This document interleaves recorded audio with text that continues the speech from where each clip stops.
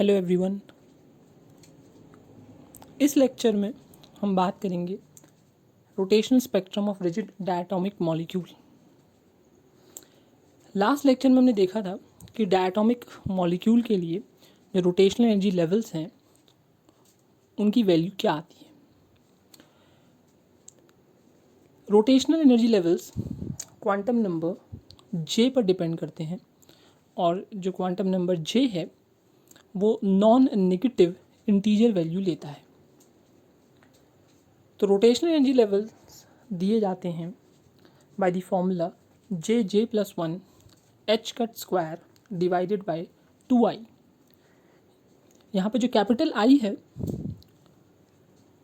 वो मॉलिक्यूल का moment of inertia है जिसकी वैल्यू थी mu r square, where mu is the reduce mass of the diatomic molecule. H bar की value या एच कट की वैल्यू जो है वो है h upon 2 pi, where h is the Planck's constant.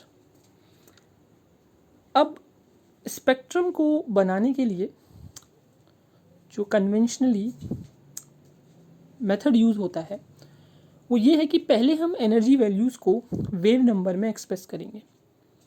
ऐसा कंपल्शन नहीं है, बिना वेव नंबर में कन्वर्ट करे भी हम स्पेक्ट्रम को स्टडी कर सकते हैं। हालांकि ये एक कन्वीनियंट तरीका होगा जिसमें हम वेव नंबर में एनर्जी वैल्यूज़ को कन्वर्ट करेंगे। सो रोटेशनल एनर्जी लेवल्स को वेव नंबर में कन्वर्ट करने के लिए एच सी से डिवाइड करा जाएगा और डिवाइड करने के बाद हमें जो वैल्यू मिलेगी वो होगी epsilon J equals to h upon 8 pi square I c times J plus one. अब किसी भी गिवन डायटोमिक मॉलिक्यूल के लिए जो quantity h upon 8 pi square I c है वो दरअसल एक कांस्टेंट होगी और इस कांस्टेंट को कहा जाएगा rotational constant of diatomic molecule और इसको कन्वेंशनली रिप्रेजेंट करा जाता है by symbol capital B. So finally जब हम वेव नंबर के टर्म्स में रोटेशनल एनर्जी लेवल्स को एक्सप्रेस करेंगे तो फॉर्मूला बन जाएगा epsilon J equal to capital B J plus one. Okay, यहाँ पर जे की value 0, 1, 2 up to so on चलेगी।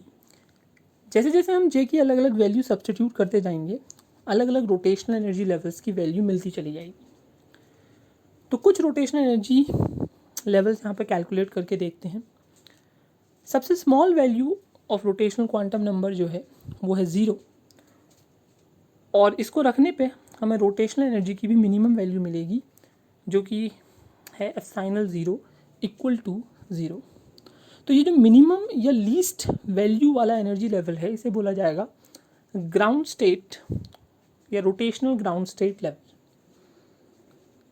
यहाँ पर जो टर्मिनोलॉजी यूज़ होगी ground state, first excited state, वो वैसी ही है जैसे कि हाइड्रोजन स्पेक्ट्रम पढ़ते समय यूज़ करी जाती है कि सबसे नीचे का जो लेवल होता है या लोएस्ट मिनिमम एनर्जी वाला लेवल होता है उसे ग्राउंड स्टेट लेवल बोलते हैं।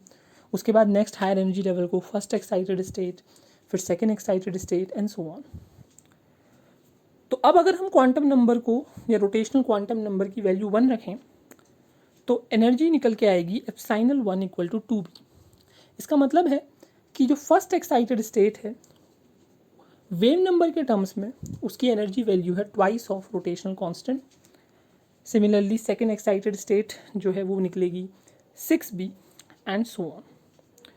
तो अगर हम कंटिन्यूसली रोटेशनल क्वांटम नंबर की वैल्यूज़ रखते चले जाएं तो हम देखेंगे कि जो रोटेशनल एनर्जी लेवल्स की वैल्यूज़ हैं वो बनेंगी 0, उसके बाद फर्स्ट एक्साइटेड स्टेट पे 2b, then second excited state पर 6b, देन 12b और ऐसे करके एनर्जी लेवल्स कंटिन्यूसली बनते चले जाएंगे विद इंक्रीजिंग वैल्यू ऑफ जे।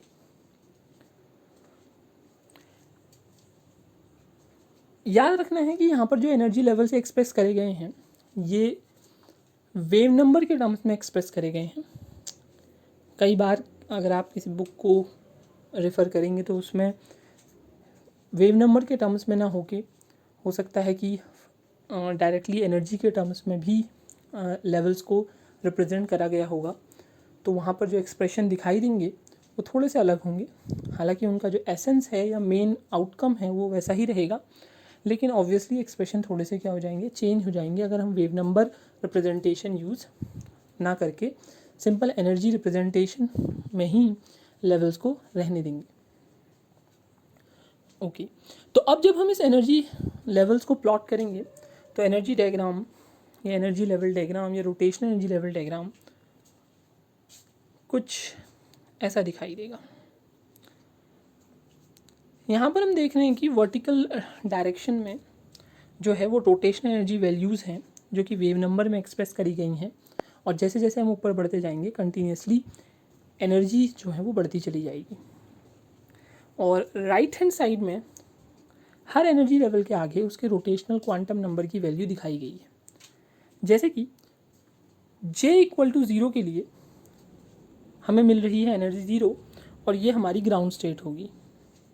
इसके बाद J = 1 के लिए जो एनर्जी मिलेगी या वेव नंबर के टर्म्स में जो एनर्जी रिप्रेजेंट होगी वो है ट्वाइस P, और ये हमारी फर्स्ट एक्साइटेड स्टेट होगी। और ऐसे करके हम अलग अलग एनर्जी लेवल्स प्लॉट कर सकते हैं। एक बात जो इस एनर्जी डायग्राम में ऑब्जर्व करने वाली है वो ये है कि जो सेपरेशन है एनर्जी लेवल्स का वो कांस्टेंट नहीं है। पहला एनर्जी लेवल जो है वो 0 पर है, अगला 2B पे है, फिर नेक्स्ट एनर्जी लेवल 6B पे है, फिर 12B पे है। तो जैसे जैसे हम हायर रोटेशनल एनर्जी लेवल्स की तरफ जा रहे हैं, जो सेपरेशन है या जो गैप है बिटवीन कंसेक्यूटिव एनर्जी लेवल्स वो बढ़ता चला जा रहा है। So this is the energy level diagram.